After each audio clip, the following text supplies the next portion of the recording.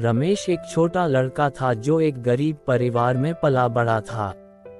उसका गांव सूखे और बंजर खेतों से घिरा हुआ था और लोगों का जीवन बहुत कठिन था।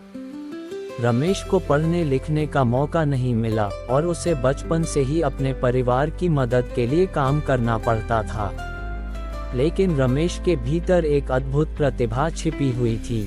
उसे मिट्टी से खेलना बहुत पसंद था और वह अपनी कल्पना से अद्भुत आकृतियां बना लेता था।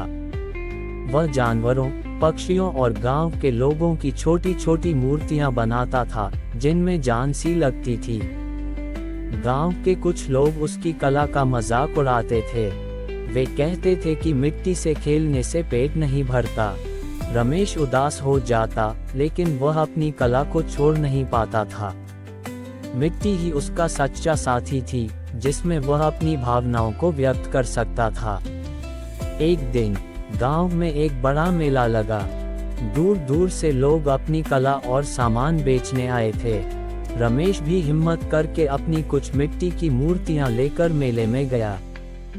वह एक पेड़ के नीचे बैठकर अपनी कलाकृतियों को सजाने लगा। शुरुआत में किसी ने उसकी तरफ ध्यान नहीं दिया। लोग रंग बिरंगे कपड़ों और चमक दमक वाली चीजों में व्यस्त थे। रमेश निराश होने लगा, लेकिन उसने हार नहीं मानी। वह चुपचाप अपनी मिट्टी की मूर्तियों को बनाता रहा। धीरे धीरे कुछ बच्चों की नजर रमेश की कला पर पड़ी। वे उसकी बनाई हुई छोटी छोटी मूर्तियों को देखकर हैरान रह गए। उन्होंने अपने माता पिता को बुलाया और जल्द ही रमेश के आसपास लोगों की भीड़ जमा हो गई। रमेश की मूर्तियां अद्भुत थीं।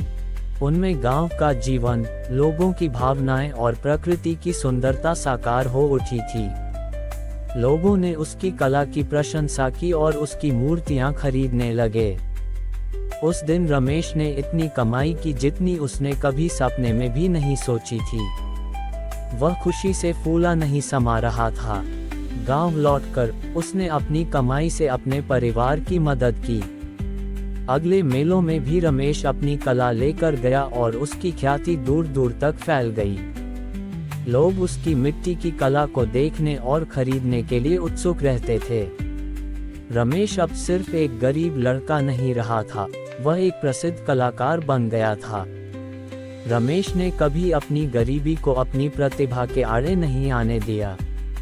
उसने अपनी कला को अपनी ताकत बनाया और यह साबित कर दिया कि सच्ची प्रतिभा किसी भी परिस्थिति में चमक सकती है। उसकी कहानी गांव के दूसरे बच्चों के लिए प्रेरणा का स्रोत बन गई, जिन्होंने ये सीखा कि अगर मन में लगन हो तो मिट्टी भी सोना बन सकती है।